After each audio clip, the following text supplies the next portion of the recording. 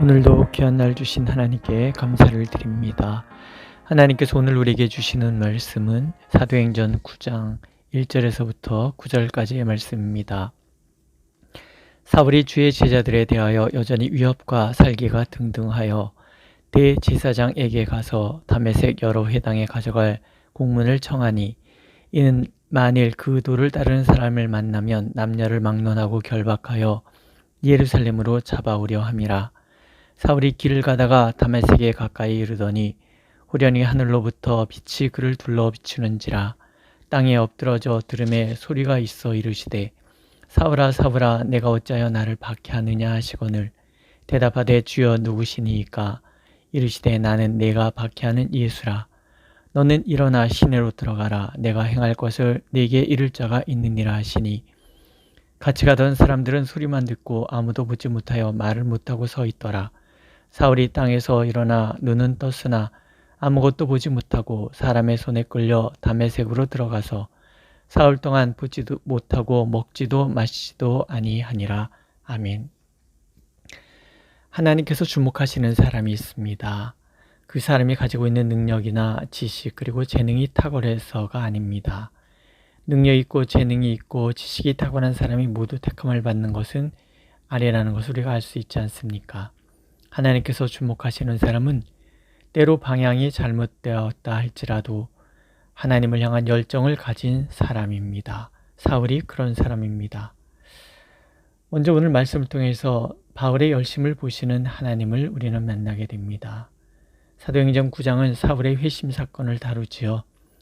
스데반의 공회 사람들에 의해서 돌에 맞아 죽을 때 사울은 그 자리에 증인 또는 집행관으로 있었던 사람입니다. 성경은 사울이 스데반의 죽음이 마땅하다고 생각했다고 증언합니다. 또 오늘 말씀에 보면 여전히 위협과 살기가 등등했다고 표현하지요. 사울은 왜 그렇게 했을까요? 그것이 하나님을 향한 열심이라고 생각했기 때문입니다. 빌립보서에서 바울은 이것을 회상하며 이렇게 고백합니다. 열심으로는 교회를 박해하고 율법의 의로는 흠이 없는 자라. 또 디모데 전서에서는 내가 죄인들의 괴수다라고 고백하지요. 율법의 의로 흠이 없다는 말은 율법을 지키기 위해서 누구보다 힘을 쏟았던 사람이었다는 뜻입니다. 그러니 율법의 기준으로 합당치 않아서 십자가에 처형한 예수를 그리스도로 고백하는 무리들은 하나님을 향하여 불경 중에 불경을 저지르는 자들이라고 밖에 생각이 들지 않았을 것입니다. 그러니 스데반은 죽어 마땅한 사람이었고 다메섹으로 도망친 자들을 향해서 위협과 살기가 여전히 등등할 수밖에 없었던 것이지요. 그런 사울을 예수께서 지켜보고 계십니다. 비록 그 방향은 틀렸지만 하나님을 향한 그 열정을 보셨던 것이지요. 오늘도 하나님께서는 하나님과 교회를 사랑하는 사람들을 찾으십니다. 설령 방향이 잘못되었을지라도 열정이 있다면 방향은 고쳐주시고 열정은 더욱 불타게 하셔서 하나님의 교회를 세우시기 위하여 그렇게 사람을 찾으십니다. 하나님께서는 내가 그런 열정이 있는 사람이길 원하고 계십니다. 두 번째, 개교의 중심의 사고에서 벗어나 세상을 향해 전진해가는 교회를 원하시는 하나님을 보여주십니다. 예루살렘 교회는 유대인 중심의 교회였습니다. 유대인이라는 폐쇄적인 사고에서 한 발자국도 벗어나지 못해 이방인에게 대해서 배타적인 교회였다는 뜻이지요. 그러기 위해서는 하나님께서는 교회 지도자들의 의식 변화가 필요하다고 판단하십니다. 바울의 회심 사건이 등장하는 9장이 빌립의 사마리아 전도와 베드로가 로마 백부장 고넬료에게 복음을 전하는 사건 가운데 있다는 것을 우리가 주목할 필요가 있습니다.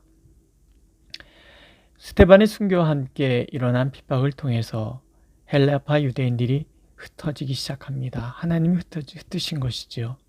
헬라 문화권에서 자란 사람들이기 때문에 아무래도 이방인들에게 비교적 개방적이었던 사람들, 그들을 선교의 중심에 세우시기 위함입니다.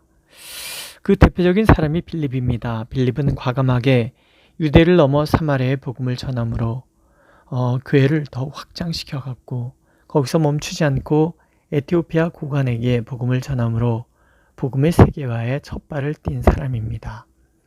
그리고 하나님께서는 10장에 이르러서는 베드로를 로마 백부장 고넬료에게 보내셔서 이방인에게도 성령이 임하는 것을 목도하게 하십니다. 예루살렘 중심, 유대인 중심의 복음을 온 세상의 복음으로 확장시키는 길을 베드로를 통해서 트시는 것이지요. 그리고 그 중심 역할을 할 사람으로 사울을 부르시는 것입니다. 이방인의 사도 사울, 유대를 넘어 온 세상을 향해 복음을 전할 사람으로 사울을 택하신 것이지요. 모이는 교회가 아니라 흩어지는 교회가 되도록 하나님은 그렇게 사람을 세워 가십니다. 이것은 오늘 우리에게 이런 도전이 됩니다. 한국교회는 지나치리만큼 개교의 중심의 사고에서 벗어나지 못하고 있습니다. 개교의 중심이라는 것은요, 교회가 교권화될 수 없다는 것을 의미합니다. 직분을 신분으로 착각한다는 뜻이지요. 항존직이 되지 못하면 시험에 드는 이유가 아마도 거기에 있을 것입니다. 또한 개교의 중심이란 폐쇄적이라는 의미도 담고 있습니다. 교회 안에서만 그리스도인이라는 뜻입니다. 세상 속에 그리스도인으로서 살아가야 하는데 말이지요. 근데 아십니까? 세상은 그리스도인들을 기다리고 있습니다. 피조물이 탄식함으로 하나님의 아들들이 나타나기를 기다리고 있다고 말씀하시지 않습니까? 이제 교회는 교회의 울타리를 넘어 세상을 향해 전진해 가야 합니다. 그것은 내가 세상 속에서 그리스도인으로 살아가야 한다는 뜻입니다. 우리는 바울처럼 이방인의 사도로 부름받은 사람들이기 때문에 그렇습니다. 하나님 그렇게 흩어지는 교회, 세상 속에 그리스도인으로 살아가는 성도들이 모인 우리 교회가 되기를 간절히 원하고 계십니다. 세 번째, 예수님을 만난다는 것은 이전의 삶에 대해서는 눈이 감기고 새로운 역사를 위해서 눈을 뜨는 것을 말씀합니다. 예수님은 하늘의 빛으로 바울을 찾아오십니다. 예수님께서 빛으로 사울을 둘러싸시자 사울의 눈이 캄캄해집니다. 눈은 떴으나 아무것도 보지 못하였다라고 성경이 증언하지요. 예수님 만나기 전에 자기의 의에 사로잡혀 살기 등등하기까지 했지만 그것이 얼마나 무지몽매한 어둠에 속한 행동이었는지를 그렇게 상징적으로 보여주십니다. 예수님께서 사울에게 사울아 사울아 내가 어찌하여 나를 핍박하느냐고 묻자 놀란 사울이 질문합니다. 주여 누구십니까? 율법에 정통하였고 경건에 있어서는 바리새파였지만 그는 정작 율법이 가리키는 그리스도가 바로 예수님이었다는 것을 몰랐다는 뜻입니다. 열심은 있었지만 예수님과는 관계없는 열심에 빠졌던 사람.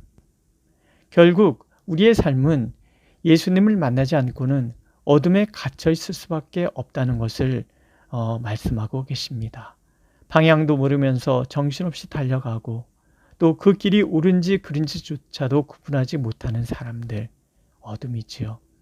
사울은 빛 대신 예수님을 만남으로 자신이 어둠에 속해 있었음을 깨닫습니다. 빛이 비쳤으나 어둠에 갇혀서 빛을 알아보지 못했다는 것을 깨닫게 된 것입니다. 사흘간 캄캄함에 갇혀서 식음을 전폐하였다는 것을 보면 그 충격이 얼마나 컸었는지 짐작할 수 있습니다. 그렇지 않겠습니까? 자신이 누구보다 하나님을 사랑한다고 생각했는데 그것이 하나님을 대적하고 박해하는 것이었다는 것을 알았으니 말이지요. 우리는 예수님을 만나야 합니다.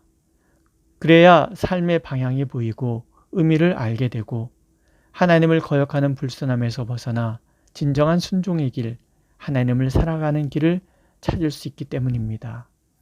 예수님을 만나지 못한다면 우리는 어둠에 쌓인 존재들일 뿐입니다. 예수님을 만나지 못하면 교회를 위해 열심을 낸다고 하는 것들이 사실은 하나님을 대적하고 핍박하는 일이 될 수 있다는 것을 우리는 기억해야 합니다.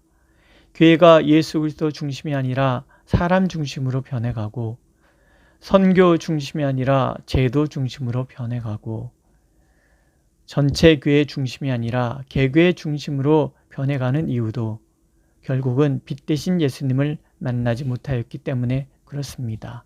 그래서 방향을 잃었기 때문입니다. 오늘 예수님께서 우리를 찾아오셨을 때 무슨 말씀을 하실까요? 사브라 사브라 내가 어찌하여 나를 박해하느냐. 이 말씀이 나를 향한 말씀이 된다면 이보다 더 황망한 말씀은 없을 것입니다. 그러므로 우리는 우리를 돌아봐야 합니다. 지금 내가 하는 말과 행동, 생각들이 정말 예수께서 원하시는 것인지, 또 예수님의 뜻에 부합한 것인지를 살펴야 합니다. 정신없이 달려가다 하나님을 대적하는 사람이 된다면, 또 그런 교회가 된다면 얼마나 슬픈 일이겠습니까? 그러나 그럼에도 우리에게는 희망이 있습니다. 하나님께서는 오늘도 여전히 하나님을 향하여 열심을 품고 있는 사람들을 찾으시기 때문입니다. 그 열심의 방향을 수정하셔서 하나님의 은혜를 깨닫게 해주시고, 그래서 하나님을 향한 열정으로 바꾸시는 분이 우리의 하나님이시고 그것이 하나님의 솜씨이기 때문입니다. 오늘도 그 하나님 앞에 겸허히 무릎 꿇고 우리의 말의 방향과 생각의 방향, 또 행동의 방향을 수정하여 간다면 하나님께서는 오늘도 놀라운 은혜와 평강으로 우리를 인도해 주실 것입니다. 오늘 찬양은 찬송가 254장 내 주의 보혈은입니다. 내 주의 보혈은 정하고 정하다. 내 죄를 정케 하신 주 날 오라 하신다. 약하고 추해도 주께로 나가면 힘주시고 내 추함을 곧 씻어주시는 예수님. 오늘도 이 예수님 앞에 더 가까이 나가서 주님의 그 사랑 가운데 온전히 젖어보는 하루가 되시기를 축원합니다. 기도하겠습니다. 우리의 연약한 가운데서도 때로 방향을 몰라서 그릇된 열정에 사로잡혀 있을 때에도 사도를 찾아오셔서 이방의 사도를 세우셨던 예수님의 사랑이 우리와 함께 있음을 깨닫게 하시니 감사를 드립니다. 주님, 우리를 만나 주시옵소서. 빛으로 오시옵소서. 그래서 모든 어둠을 물리쳐 주시고 우리가 주님의 빛 가운데 머물러 주님의 뜻을 행하고 주님의 뜻을 이루어가는 그런 교회 성도들이 되게 하여 주옵소서. 세상이 하나님의 아들 자녀들을 기다리고 있다 합니다. 주여, 우리가 그렇게 세상 속에서 진정한 그리스도인으로서의 삶을 살아낼 수 있도록 우리를 인도하여 주옵소서. 그렇게 오늘도 하나님의 놀라우신 은혜 가운데 온전히 젖을 수 있도록 축복하여 주옵소서. 예수님의 이름으로 기도드렸습니다. 아멘. 하늘에 계신 우리 아버지, 아버지의 이름을 거룩하게 하시며 아버지의 나라가 오게 하시며 아버지의 뜻이 하늘에서와 같이 땅에서도 이루어지게 하소서. 오늘 우리에게 일용할 양식을 주시고 우리가 우리에게 잘못한 사람을 용서해 준 것 같이 우리의 죄를 용서하여 주시고 우리를 시험에 빠지지 않게 하시고 악에서 구하소서. 나라와 권능과 영광이 영원히 아버지의 것입니다. 아멘.